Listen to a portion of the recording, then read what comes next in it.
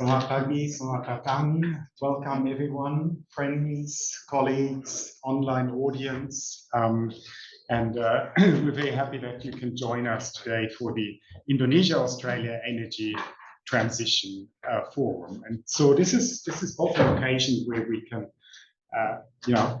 put some forward work program on the table, as it were, our plans for future work, and engage in a discussion about the issues, right? So let's understand this morning very much as a working meeting among a group of energy experts, Indonesian experts. Good morning, come on through. We'll all come out of this knowing more and being even more enthused about the work program that's ahead of us. My name is Frank Jotzo. I'm a professor here at the Crawford School of Public Policy, and I'm also head of energy with the ANU Institute for Climate, Energy and Disaster Solutions, which is an ANU body that helps with the integration and coordination across disciplines and parts of the ANU on this important topic. Jerry, how can I go one step back? One step back. So the one can see. Will I see my notes? Jerry, I'll just meander forward again. Sorry about that. Before we start, as always, let's acknowledge and pay respect to the elders of the First Nations people on whose lands we meet, in our case, the Ngunnawal and Ngambri people of this part of this continent. We all meet on their respective lands, and I think at this point in time it's also worth to acknowledge that this society still has a long way to go in reconciliation with its indigenous populations, both in terms of practical steps as well as symbolism. Now, let me take the opportunity to just say a few words about the subject matter that we're dealing with here today. So, energy transition, of course, a huge challenge, really to all countries in the world, but Australia and Indonesia facing some particular challenges and opportunities, right? And many of these challenges and opportunities are actually similar in nature, right? That transition to low carbon energy and industrial systems is a particularly difficult one in countries that have very rich fossil fuel endowments and large fossil fuel use and large fossil fuel exports. This is, of course, true both for Indonesia and for Australia, and of course for many other countries, or some other countries anyway, including developing countries like South Africa, South African colleague here with us today as well. It will be happening whether we like it or not, right? And it should, of course, be happening in the interest of limiting climate change to manageable levels. It is becoming a lot easier, and it will take on a much greater momentum, that transition to clean energy, just simply because the business community by and large understands that this needs to happen and it will happen, because governments are increasingly taking action, and fundamentally because the clean technologies that will over time supplant the carbon intensive technologies of the present and past have become a lot cheaper and continue to become cheaper. So part of this transition is already being driven by market forces. Now that, of course, presents enormous opportunity as well. Opportunity in the expansion of renewable energy-based energy systems, transport systems, and perhaps importantly for both of our countries, industrial systems. And secondly, opportunities in resource extraction and processing, because the world will need different kinds of materials and a lot of them to undertake this transition to clean energy, industrial, transport, and energy systems. And both our countries are actually really well placed to benefit from resource extraction and processing in that regard.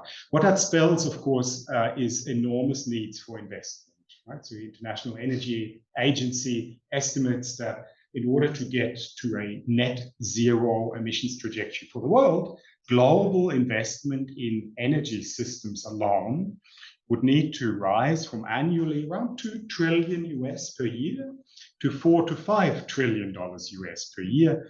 And these kinds of investment needs, that ramp up is of course mirrored in our respective countries. A big question there for policy as to how policy can help facilitate these very large-scale investments that will by and large not be done on the government's balance sheets, but that will need to come from the private sector. Lots of technical issues, of course, to solve. Renewable energy grid integration, energy decentralization, demand side integration, whether that's industry or transport, many regulatory issues around that.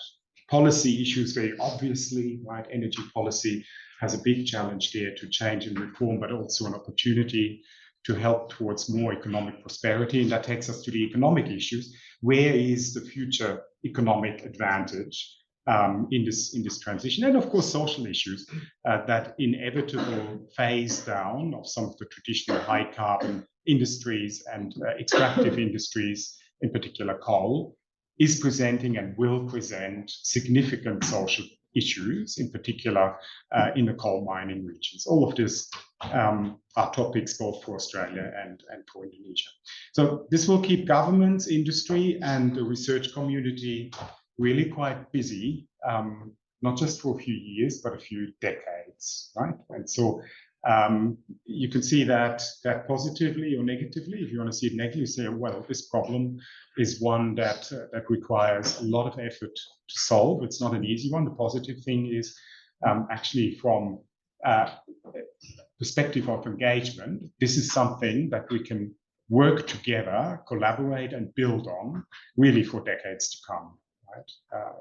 You know, if I was starting my career now or doing a PhD or whatever it might be now, whether it's in economics, in policy, in the technology discipline, anything really, I would seriously consider getting into this field because it has a great future, I can guarantee you that. Now, our intent at ANU for sure is to keep investing in this field, including in the collaboration with Indonesia. It's such an important relationship for the country and for us as a university, and holds enormous promise. There's, of course, a very long history of engagement between Australia and Indonesia and between ANU and Universitas Indonesia and other Indonesian institutions. The Indonesia project has been operating very successfully as a locus of research collaboration and policy engagement and broader societal engagement for a very long time indeed. Pabudi, how long?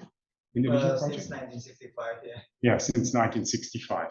Okay, and so we're certainly looking at a long and prosperous future on that. Now, today's forum is in connection with a project under the Connexi program by the Australian government.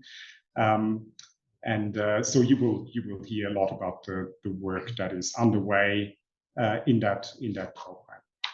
Okay, so this week and also later this month, we've had a number of distinguished visitors from Indonesia. Of course, the delegation on energy research who are here today, also a high-powered group from UI who are working on refining a white paper on Indonesia's policy future aimed at the next government, right? Which I personally think is a tremendous idea that perhaps at some point we could emulate for Australia. But yeah, and so we're very honored that colleagues have come to visit to workshop some of these ideas here with us at ANU. We've hosted and will be hosting senior government officials for informal roundtables, and we will also have as our guest for a public lecture former finance minister and of course ANU alumnus Hatip Basri. This is in a couple of weeks' time, I think. You can register for that. Among our guests, I would like to particularly highlight Professor Widodo Purwanto, who's a professor in the Department of Chemical Engineering, a Faculty of Engineering at UI, and also head of the Research Cluster on Sustainable Energy Systems and Policy. Dr. Aline Halima Tusadia, who's with the Faculty of Economics and Business in UI and really driving much of the modeling and analysis, including in our joint projects on energy transition. Dr. Asep Soyahadi from SMERU, and of course, Dr. Teguh Dartanto, Dean of the Faculty of Economics and Business. So Dean Dartanto is also head of the Cluster for Research on Poverty, Social Protection and Development Economics, and his expertise is very broad, and includes poverty analysis, social protection, development economics, and health economics. And at this point, I would like to hand over to you.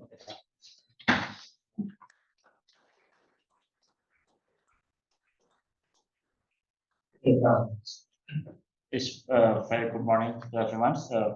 Dear Professor Paul Burke, dear Professor Jotzo, Professor Budi Sudarma, and all distinguished guests and speakers, because this is the first time I attended the Energy Transition Forum, I make a note to not make a mistake on welcoming speech. It is an esteemed honor to address you today to this event hosted by Institute for Economic and Social Research at the Faculty of Economic and Business Indonesia and the ANU Institute for Climate, Energy, and Disaster Solution. And this event is made possible by Koneksi Collaborative Research Grant funded by the Australian Department of Foreign Affairs and Trade. Our world is currently struggling to reduce the carbon emission in the global economy. The pathway toward the decarbonization presents a variety of the challenges unique to each country and their specific area of expertise. Both developed and developing nations encounter different obstacles, including financial limitations, technology constraints, awareness of the economic against, and also the complex political landscape. Indonesia and Australia are geographically close, but the challenges they face in pursuing decarbonization are quite different. The difference create a great opportunity for mutual learning, enabling us to gain insight from each other's experience. Together, we can combine our effort to reach our decarbonization target. It is important to recognize that the responsibility to this effort cannot rest solely on the government, but the research institutions play a crucial role in research and development by driving innovative solutions and technological advancement that are necessary for our decarbonization goal. Forum like this, one we are part of the today, are significantly in addressing the multifaceted challenges ahead of us. The gatherings provide a platform to collaborate collectively and collaboratively tackle these challenges, leading us towards solutions for sustainable future. Hence, I warmly welcome for this forum as an excellent opportunity and hope for fruitful discussion, and eagerly anticipate the potential future for collaborations between Universitas Indonesia and Australian National University. Let us utilize the collective wisdom and diverse perspective present in this event to pave the way for the sustainable decarbonized future. But thank you very much. Thank you very much, Teguh. Our first speaker is Professor Paul Burke. He's with the ANU Crawford School, of course, also with the Zero Carbon Energy for Asia Pacific Challenge Initiative, where he convenes the program. Paul's roles at ANU are as head of the Department of Economics, as well as deputy director of the school. And of course, he's an Indonesia expert from way back. Well,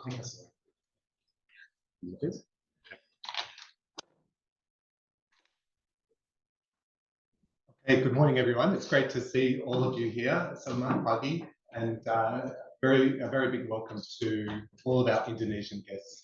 Teguh, thank you very much for the opening words as well. It's a very exciting time in the energy transition at the moment.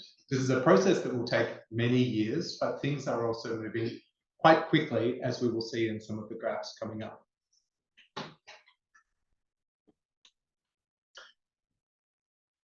In particular, two technologies are pushing their heads up and are quite dominant in new investment. Globally in 2022, if we look at the most recent data for last year, about 12% of the world's electricity was generated from solar or wind.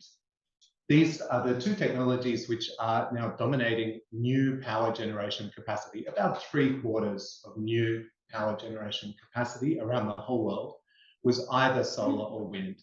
And if we look at a country like Australia, most new power generation capacity is either solar or wind. In the IEA World Energy Outlook, which was just released very recently, solar and wind really have an amazing role when we look to the future. Under stated policies, what that means is under policies that countries have already stated, announced, implemented. So not only implemented, but also stated that they will implement. About 30% of global electricity will come from solar or wind in 2030, which is quite an amazing increase from where we are at the moment. It takes time to change electricity systems, and that margin of new investment, solar and wind, is coming in, and that's really changing the electricity mix. In this scenario, by 2050, more than half of electricity will be from solar and wind, according to the International Energy Agency in this scenario. How about if we are more ambitious when it comes to reducing emissions? The IEA has a couple of other scenarios as well. They have a net zero scenario. Under that scenario, by 2050, about 73% of electricity would be from solar or wind. Of course, there are some other zero carbon generation sources, such as nuclear and hydro, geothermal, and others as well. But solar and wind would become the main show in terms of electricity generation. These numbers at the bottom here are not capacity, but they're generation. This graph is showing the solar and wind share of the electricity mix, and I've got data for a group of countries. First of all, Australia. In Australia, the transition is moving really quite quickly. At the start of this century, essentially, we had almost no solar or wind. But the story has been, over the last decade, one of quite rapid movement towards solar and wind. As of last year, more than 1/4 of our electricity generation was just from those two technologies. We also have some hydro in our mix as well. Let's have a look at China. China is on also quite a rapid path of increase in terms of this share. India, they've fallen a little bit behind China, but also increasing rather quickly, a few years behind Australia. An interesting newcomer in this story, and quite famously as well, is the case of Vietnam. Vietnam had a generous feed-in tariff regime for solar, which they ended up finishing, but it did do the job of bringing quite a lot of solar into their mix. Also some wind as well in Vietnam, in the southern part of Vietnam in particular, but also the north. Next line is Indonesia. Indonesia is still on the low path for this particular graph.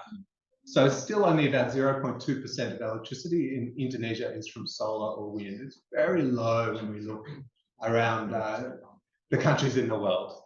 Of course, you might be thinking, yeah, sure, but Indonesia does have some geothermal, and that's true. And I'll bring that into the story just coming up. But for solar and wind uptake, Indonesia really is quite far behind most comparative countries. For the world as a whole, solar plus wind has now overtaken nuclear power and is on a pretty impressive upward path. One doesn't need to be an econometrician to think that that path will keep increasing for coming years, and that's what the investment signs are showing. This graph is showing similar data, but for 79 countries, ranking the solar plus wind share in the electricity mix. The blue lines are moving up over time. Australia is doing pretty well in terms of this indicator. Some other countries, such as Denmark, are also doing very well indeed. Indonesia is right down near the very end of the pack. As we saw, China and India in the middle section here, but these numbers the blues are rising year after year. On this graph, I'm doing something a little bit different now. Let's broaden it out, not only solar and wind, but all renewable generation. So bringing in hydro and geothermal in particular to the story. On this graph, Indonesia is looking somewhat better because Indonesia does have hydro and also geothermal contributions to the electricity mix. Some of these countries right up here have large hydro shares in the electricity mix. Great hydro resources in some countries. How about targets? And here I'm focusing on Australia and Indonesia. In Australia, we do have a very ambitious renewables adoption target in the electricity sector. The target is to reach 82% of our electricity being from renewables by 2030. It's really ambitious. We need to get moving.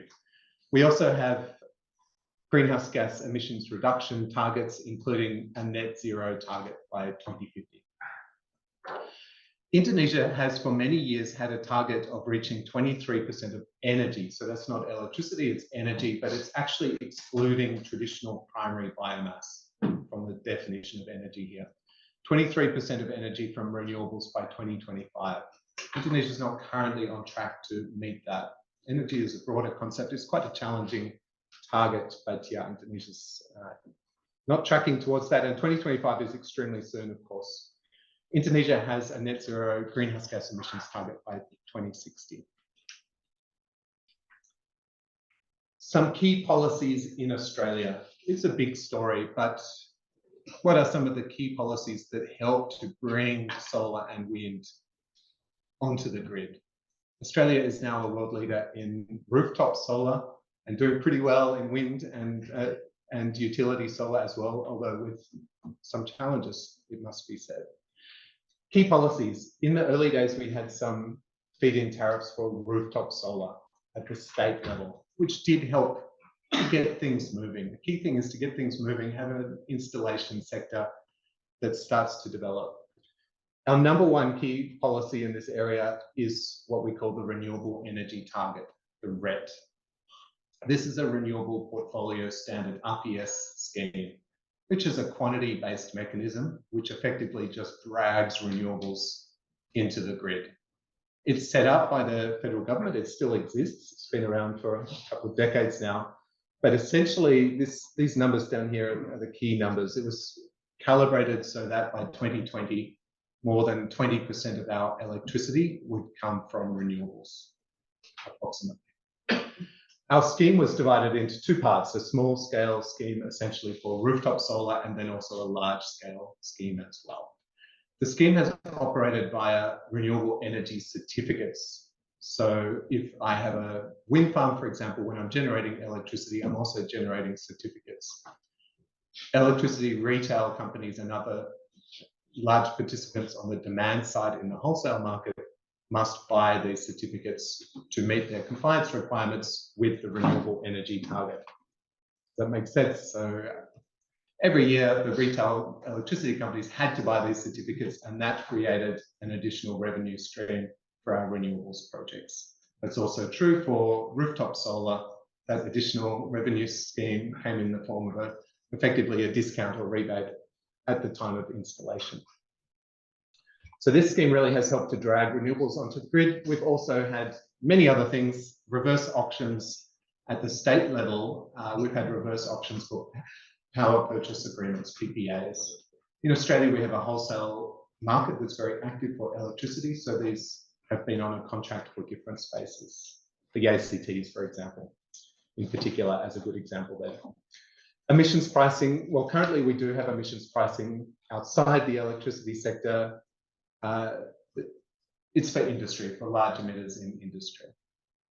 Also at the moment, one of the key priorities is renewable energy zone development, for example, in New South Wales. What that means is identifying areas that are very sunny, very windy, pretty good for solar and wind development and transmission connections, and making sure that it works, making sure the transmission goes there.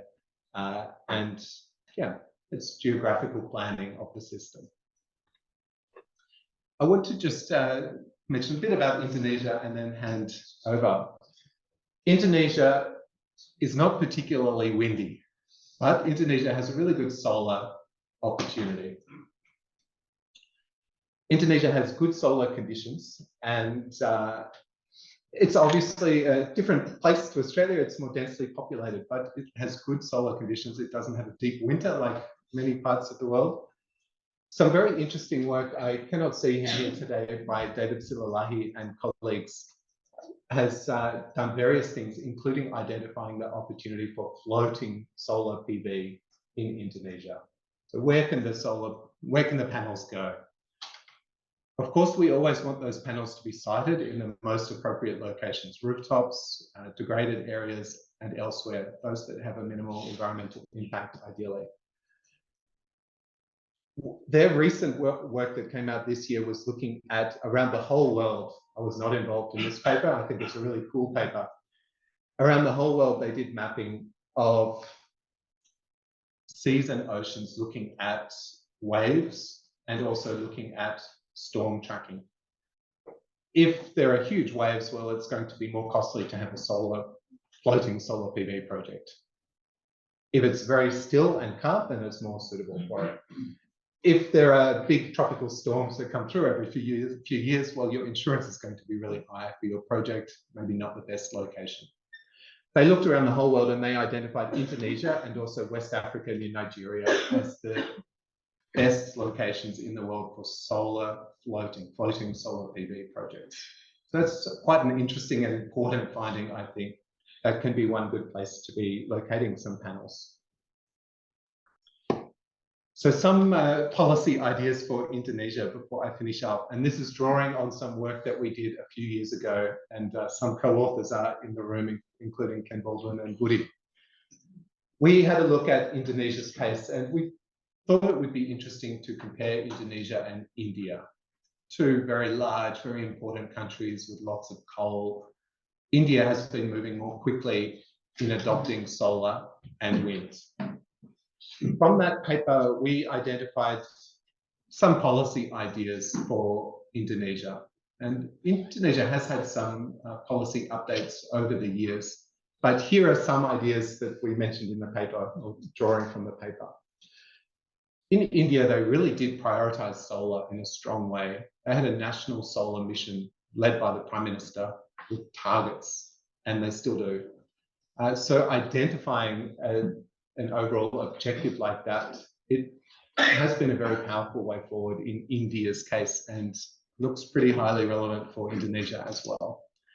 The one single instrument that's in Australia has worked well and really can help to bring in the quantity of solar, in particular solar in Indonesia's case, is a renewable portfolio standard with certificates. And that could be implemented in a variety of systems, including a system with one large state-owned enterprise like PLN. Transmission grid expansion, well, that's very important. Indonesia's connectivity between islands isn't as strong as ideally it could be. Facilitation of rooftop solar uptake, any paperwork issues, any incentive issues that are reducing uptake of rooftop solar PV, well, it would be ideal to reduce those issues.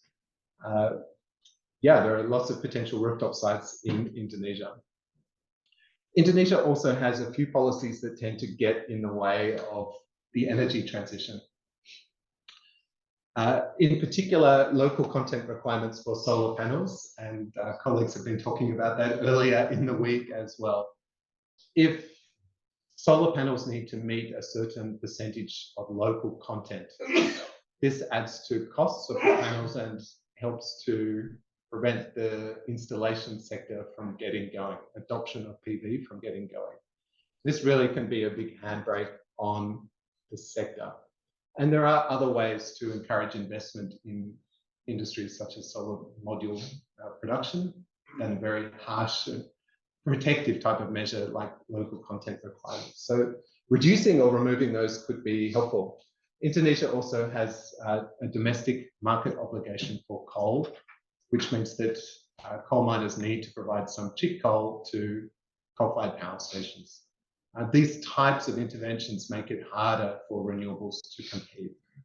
Other fossil fuel subsidies and also electricity subsidies in Indonesia also tend to slow things down. If the retail electricity price is kept at an artificially low level, for example, well, rooftop solar is a less attractive investment. Just before I hand on things such as targets, I think a key thing for Indonesia, it's not possible to just jump to 50% solar. It's about a process. But getting to an interim target such as 1% of electricity from solar and then continuing the steps from there could be a really attractive way forward. Okay. Thank you very much.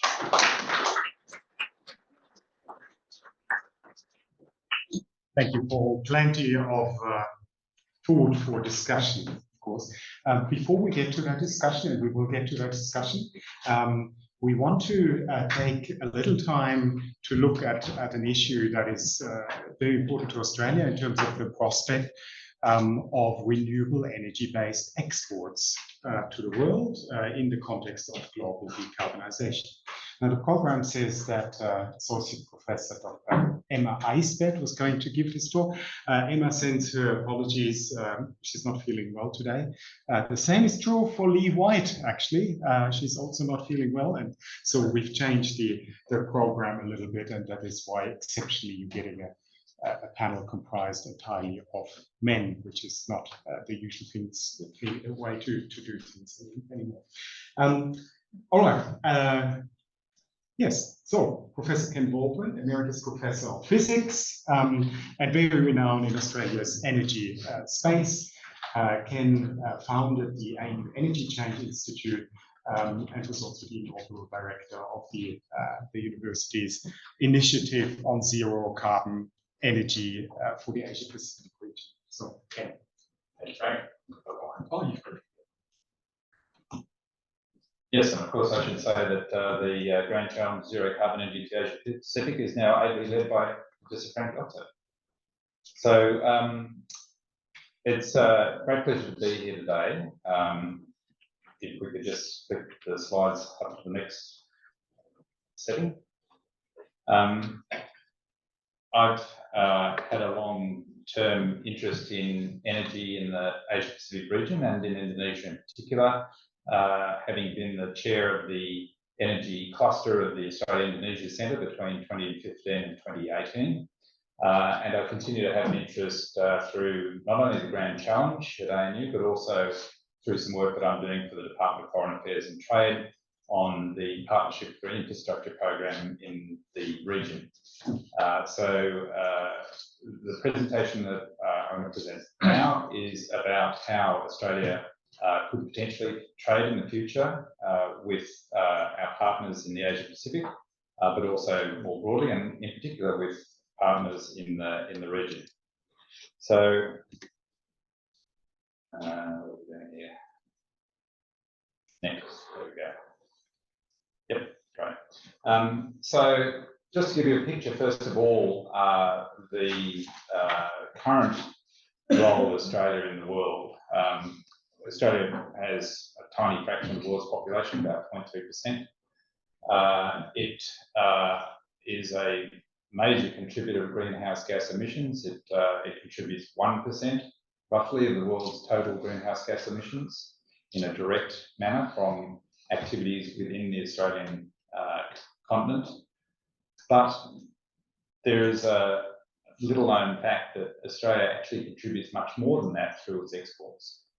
If we look at Australia's major exports of thermal coal, liquid natural gas, iron ore, and bauxite and alumina, and we calculate the emissions that occur from processing or burning these sources of energy overseas, then what we find is that this amounts to nearly 4 times Australia's domestic emissions, which you see on the right. So if you add all that up and include Australia's domestic emissions, then this is roughly 5% of the greenhouse gas emissions in the world.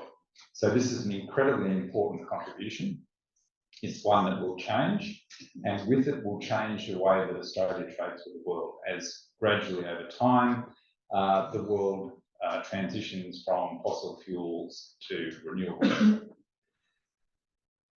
We've done a study with a number of the co-authors you see here on how Australia's export future might look.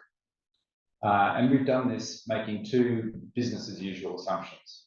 So the first business as usual assumption is that Australia continues to export exactly the same amount of energy in joules as it does now to the rest of the world, but rather than exporting it as fossil fuels, we export it as renewable energy. And this can be in 2 forms, either as renewable electricity from solar and wind through high voltage direct current undersea cables to the region, or we export it by using renewable electricity to make hydrogen through electrolysis, and we export the hydrogen as an energy vector to be used in other countries to create energy. So that's the first business as usual assumption, that we export the same amount of energy as we do now, only as renewables. The second business as usual assumption is that we mine the same amount of iron and aluminium ores as we do now, but rather than shipping it overseas, we process it onshore using renewable electricity and hydrogen, and we instead export the end metal products, green steel and green aluminium.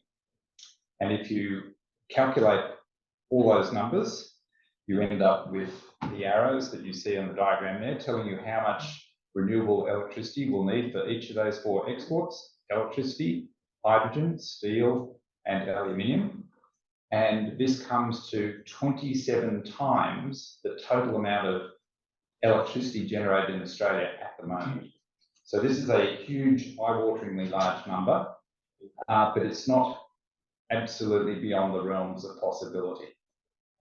We would need to build this over the next decades, but if we are to continue to trade our way in the world in the same way that we do now, this is what has to happen. If you look at the blue square there, you can see that's the land area that would be required for the solar and wind farms, potentially co-located, that would be needed to generate that amount of electricity. This is a bit over 2% of the land area, but it's not that much more than it's devoted, for example, to forestry. So that's a potential future scenario for Australia. Even if only 10% of that is true, we're going to need 3 times the amount of electricity that we actually create now, all in renewable electricity, to meet only that 10% scenario. So here are the ways in which we could export zero carbon energy. We could export it via subsea cable, as mentioned. We could export it through fuels such as liquefied hydrogen and ammonia, which is a hydrogen derivative.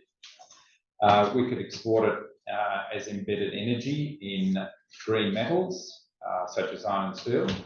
And I might say that in the case of iron, some of Australia's best solar and wind resource is co-located exactly where the mine sites are in the Burke region of northwestern Australia. So it is a real prospect that using hydrogen production at the same site, we could convert iron ore into green iron, what is called hot briquetted iron. This is the part of the steel production process that requires the most energy. So doing this on site with the world's best renewable energy resources makes a lot of sense. We could then export the hot briquetted iron to other countries to feed into their new renewable steel production processes, and that is the single entry point that is needed for zero carbon steel production. And they could then do the rest of the value add process to differentiated steel products to fit into the local demand for automotive industries, etc., etc. So that's a real prospect, and of course we do aluminium exports at the moment that could just simply be converted to renewable electricity. The same thing we could envisage for critical minerals, and also there's the opportunity to produce e-fuels, sustainable aviation fuels, for example, and export our renewable electricity used for that process at the same time. So the big comparative advantage that Australia has is that our renewable electricity is cheaper than coal-fired electricity, and it's a lot cheaper than most fossil fuel electricity. And consequently, Australia's energy-intensive industries, potentially metal producing industries, could outcompete equivalent industries that rely on fossil fuel energy. And this becomes even more the case when we look at either implicit or explicit carbon pricing, including carbon border adjustment mechanisms such as are imposed in the European Union now. And this will further drive competitive advantage in the direction of countries like Australia with very, very cheap renewable electricity. And in addition to Paul's presentation, which showed where Australia is on the rising curve of renewable electricity as a percentage in the national electricity system, I can also add that although we are not potentially the highest percentage of renewables in any country, but we are moving the most rapidly of any country in that direction. And as a consequence of this, the amount of renewable energy being installed per capita in Australia is the highest of any country in the world. And consequently, we are facing transition changes and challenges that other countries aren't facing because they are not transitioning as rapidly. So the learnings in Australia will be very important for the learnings in other countries as they install rapidly, and they have to do so because we need to do this by 2050. So what happens in Australia is a really good experience to be able to pass on to other countries. We've made mistakes and we've done some things right, but this experience will be really important for other countries. So if you look at the overall comparative advantage picture in supply chains, then energy is one of those. And of course, the availability of raw materials is another. But there are some non-material advantages that need to be considered. Proximity to markets is one, which is why the Asia Pacific is 95% of our trading in these areas.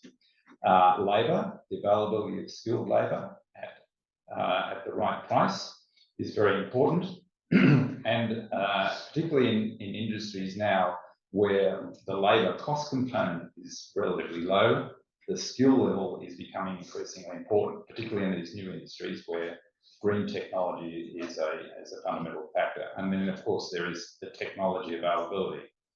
And I can add to that list one other factor, and that is good governance and trust. Having those two factors is a really important element of comparative advantage as well. So there is a potential role that Australia can play in providing supply of green materials with trading partners like Indonesia. And we've listed a few of those, but there are others potentially as well that rely on these factors. So it looks like I've reached the end of the presentation. Terima kasih, and thank you very much.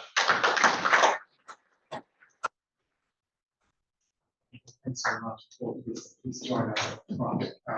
So look, floors open for questions and comments, and please indicate to me also if you wanted to ask a question and get the microphone to you. Maybe we can get you started on industry policy. So this is becoming an increasingly hot topic actually in policy, right? Like, you know, leading on to all of this, right? Renewable energy advantage, comparative advantage in favor of these kinds of industries. Indonesia's ambition, of course, in playing big in downstream industries, right? Not just nickel and other battery materials, but batteries, electric cars, right? And what's the role of governments in facilitating that? Any thoughts you would like to share briefly, and then we'll jump to a conversation in the room. Well, yeah, it's a very interesting time for industry policy. I would start by making the point that just because a country has some lithium doesn't mean it should be producing batteries. And similar for nickel as well. These are complicated products. A battery has many inputs, and global production networks are still an important thing. Many of these inputs come from around the world, and countries have different roles in those supply chains. The role might be providing a raw input for this product, but might be assembly of a different product, and so on. Also, carbon pricing is still a very key policy as well. And there has been good news in terms of adoption of carbon pricing. Indonesia has a new scheme for emissions trading as well, which is a good development. The advantage of carbon pricing is that it gives a signal to the market to try to go green or go clean, low emissions, and then the market can make choices on where to be investing and building projects. Yeah, it's a big topic. One of my main points in my presentation was solar is a great idea, which is a picking winner type of point. So I do think there is a role for smart government policy in things like transmission system planning, but also ideally the government wouldn't be stepping in with massive subsidies that might lead to some new mistakes. Ken mentioned some mistakes that have been made, but a lot of money could be wasted potentially if governments go down a very big subsidy type of road.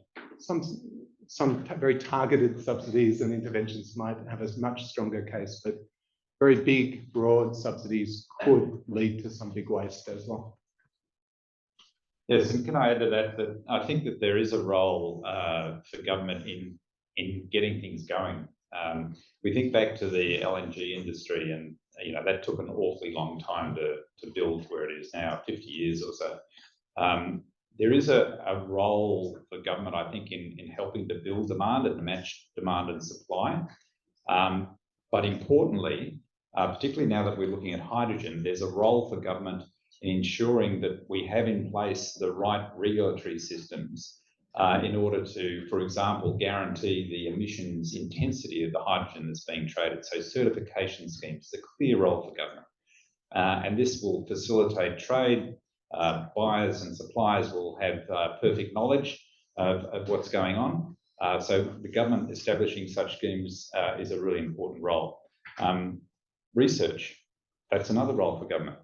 Actually, tomorrow I'm off to India to talk with our colleagues in India about research collaboration on hydrogen. So there is a clear role for government in getting these initial elements of the trading framework in place so that private sector can then start to build and make investments. And it's the clear signals government is sending that de-risk those investments.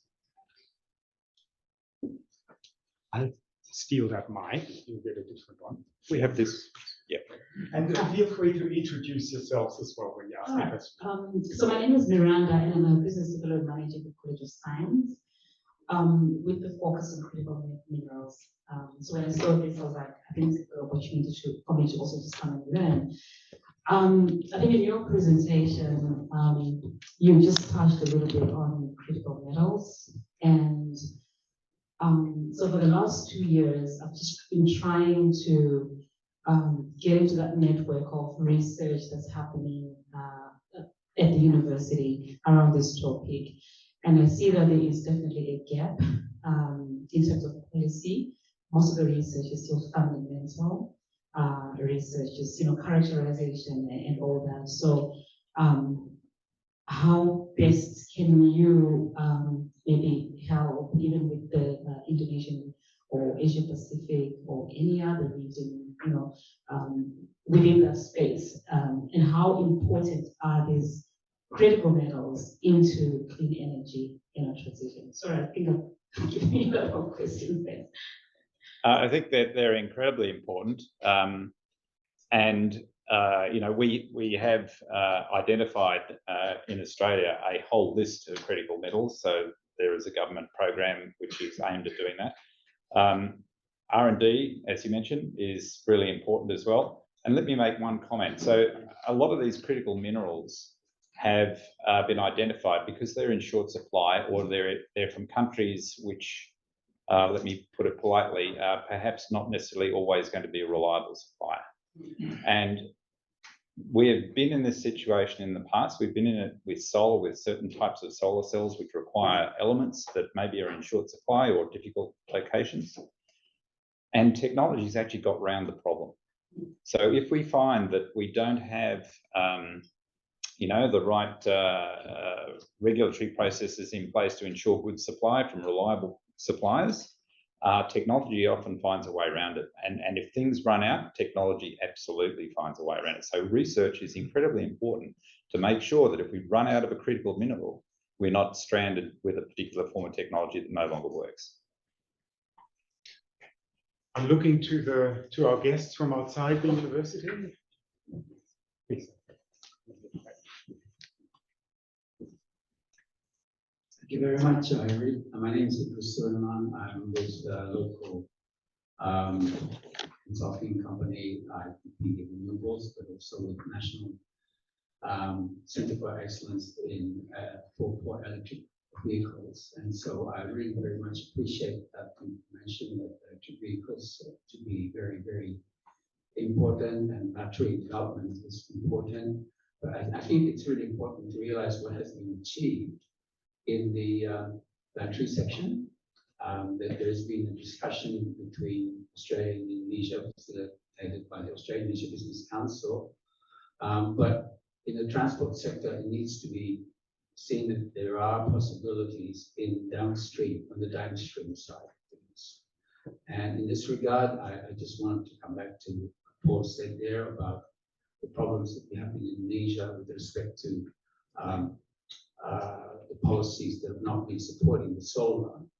I think there's also a need for a bit more critical look at the market in Indonesia, and in particular the role of PLN in slowing down, at least if not obstructing, solar development in Indonesia, but also that they could also do the same thing in the battery and in the electric vehicle sector. There needs to be a lot more competition there. Thank you. I think, Paul, this might also be an opportunity to come back to your point about the opportunities for floating solar, right? Overcoming land availability constraints. Offshore wind is becoming a big topic, by the way, in Australia. We certainly see a lot of potential in shifting offshore. Well, just focusing on small-scale batteries, certainly uptake is going to be much, much bigger in Australia than in Indonesia. The batteries, it's very useful to have prices that vary at the retail level and the wholesale level for the battery market. And in Indonesia, just price reform. We don't need to totally break up PLN. I would actually not go down that route in my comments. But price reform so that there are more smart meters, so that retail prices move during the day, and also at the wholesale level, some wholesale market development in Indonesia would be really useful. And that helps to create the arbitrage type opportunities for battery investors. Also, there are other ways to try to bring in more energy storage in Indonesia. A certificate scheme could be used. There are other approaches as well. But I mean, I take your comment and think it's a useful comment that you've added. Yeah, I would like to continue the question about trust in developing trust in trade between energy across the region. Because a lot of countries have their energy security policy in which they not really want to depend to others. And the experience of during COVID, which vaccine nationalism is really bad in the health sector. They also start developing what they call it health security. It's basically they don't want to restrict their dependence toward others. So what do you think that Australia could do to reduce those kind of worry about developing trust within the region? So I just, would you think that there is kind of collaboration, energy network or something like that needs to be developed, or what do you think? Yeah, so that's a really good question. One of the things that I've been involved with the DFAT Partnerships for Infrastructure program is talking to countries in the region about their energy transition and how they can work with each other to accelerate the transition. And an example of that is the prospect for renewable electricity trade between countries. And we've done a lot of modelling in the Grand Challenge on this, on the ability for countries to produce HVDC interconnectors between their different energy sources, and in some cases, different energy storage opportunities, such as in Laos. So this is a real prospect.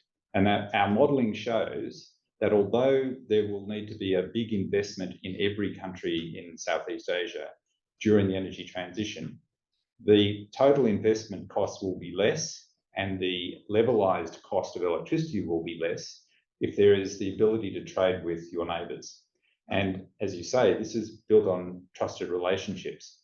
But maybe this type of energy trading approach will create trusted relationships, which will help build trust not only in electricity trade, but in other areas of collaboration as well. And the numbers are quite clear. If you have good wind resource, for example, offshore in Vietnam, if you have good solar resource, for example, in Indonesia, if you've got good pumped hydro storage resource, for example, in Laos, all of these elements can come together and produce lower costs for the entire region. So I think this is a real important part of the process.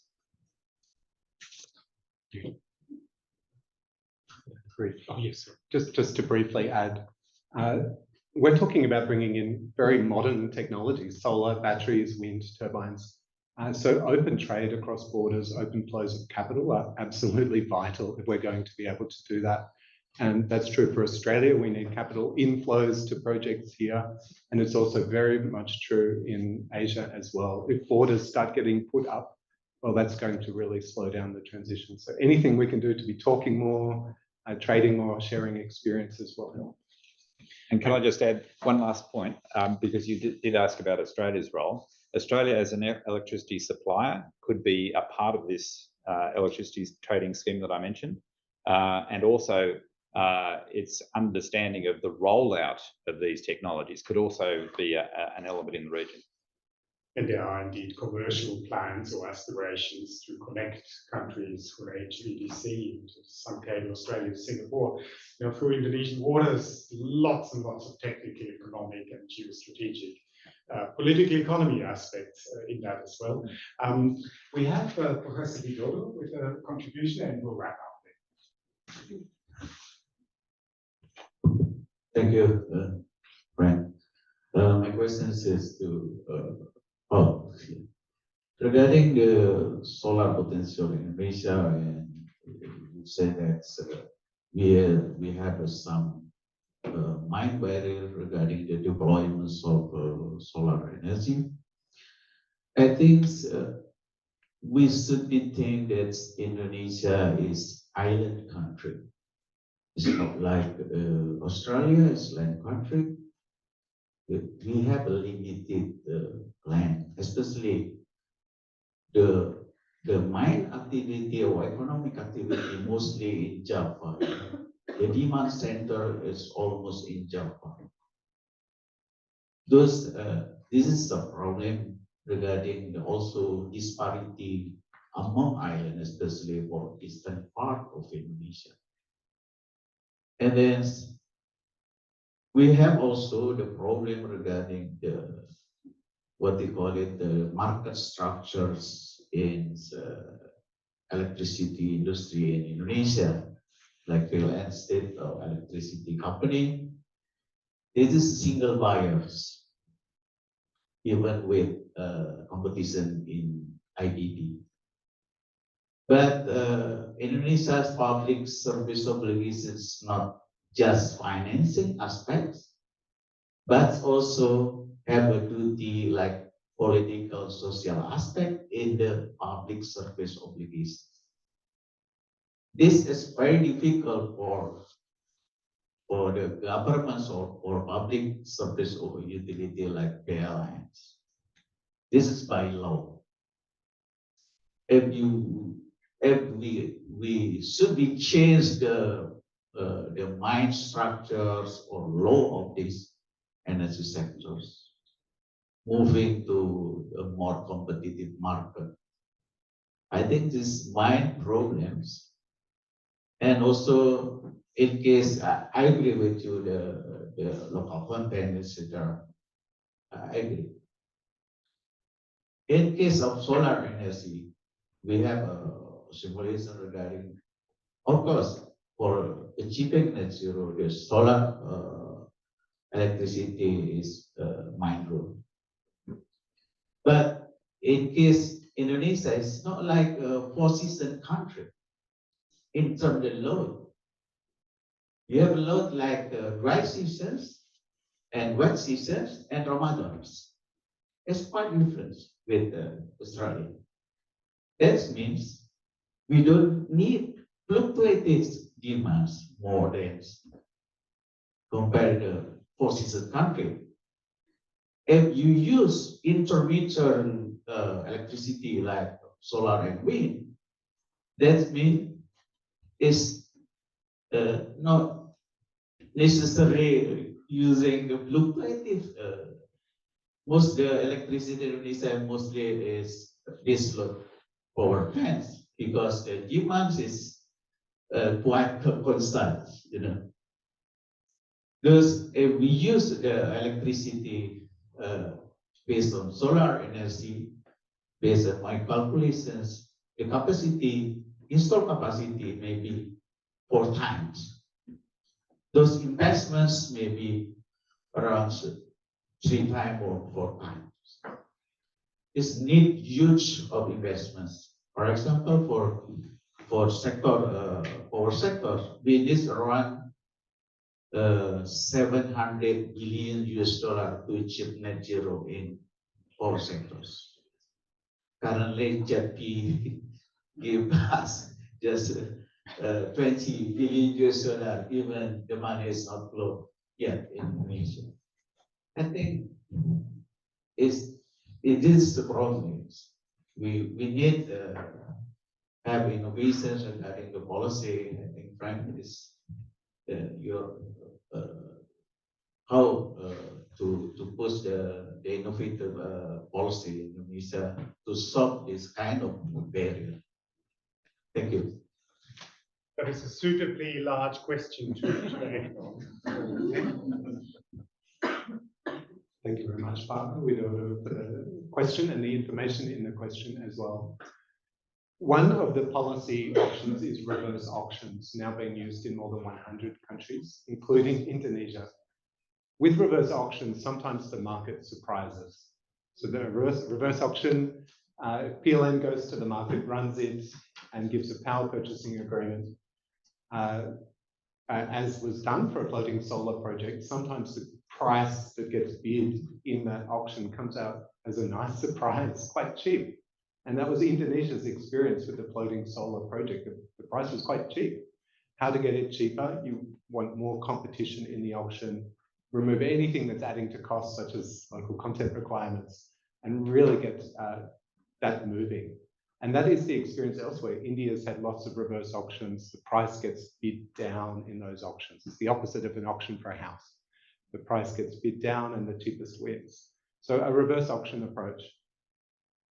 Getting all the way to net zero, well, to us sitting here in 2023, I think it looks very difficult. But I think the key thing for Indonesia is, can 1% solar PV work? And then take the next steps and have a pathway through. Indonesia does have a lot of solar interest from the private sector. So it is a key part of the story. And just one final point is that there are some numbers on the costs, the levelized cost of electricity for Indonesia. And solar is looking not too bad. It's actually relatively cheap. And those costs are also themselves endogenous to the size of the sector. As the solar PV sector expands and more projects are getting put in, there are more installers, there's more expertise, and those costs can come down as well.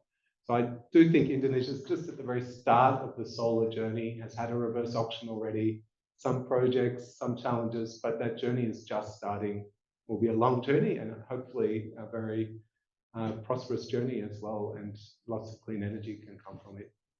Happy to chat more over morning tea as well. Yes, and I think this is an approach that is mirrored in other countries. I'm talking to people in Vietnam now, and they're telling me, oh, solar and wind are too expensive. How do you know? What is the price discovery mechanism that is telling you that it is too expensive? You don't have a price discovery mechanism. So the way around this sort of impasse is to introduce things like reverse auctions and other mechanisms which allow you to determine what exactly the price of solar is or wind, and then to see how, as you ramp up the installation, this drives down the cost curve because of learning and makes it even cheaper. So that's the first thing I say. Second thing I say about solar is, sure, it's intermittent and so is wind, but Indonesia has enormous prospects for pumped hydro storage. And at ANU, we've got a team that has mapped out the opportunity, and there is more pumped hydro storage available in Indonesia than you could possibly need to produce 100% renewable electricity. So a combination of solar with pumped hydro storage plus wind is non-zero in Indonesia, although a lot of people say, no, there's no wind, it's in the doldrums, there's no opportunity. As part of the Australia Indonesia Centre, we got WindLab, a local company who are a wind developer, to map in great detail the resource in Sulawesi. And what you find is that on the ridge tops, the wind resource is actually quite good. And it's not there all year, as you say, there are seasonal issues that you need to worry about. But nonetheless, at certain times of year, it's very good. So this sort of detailed mapping of the wind resource has to be done, because if you use average data, which is what a lot of NGOs and donor organisations do, they just use average meteorological data, it doesn't give you the full picture. So I really recommend taking a detailed look at the wind opportunities in Indonesia as well, and couple that with the pumped hydro. In terms of land, Paul's already mentioned, enormous opportunity for rooftop solar, for floating solar. There's a lot of degraded land not used for agriculture. And then there's something called agrivoltaics, which is the use of solar panels on land that is also used for agriculture. Now, obviously, pastoral use of land is a good opportunity, and that's being done in Australia. Sheep, graze underneath solar panels. But in terms of horticulture, that's also a prospect, because you can increase the productivity of the local environment by having shading and trapping moisture. So that's another opportunity for locating solar panels on agricultural land. So there are lots of opportunities. I think we just need to be imaginative and to take advantage of those opportunities as they arise. Thank you. All right. Thank you very much, everyone. Tea and coffee is waiting for us outside, and we are back here at 5:30 for a session that focuses in detail on Indonesian teachers. Thank you.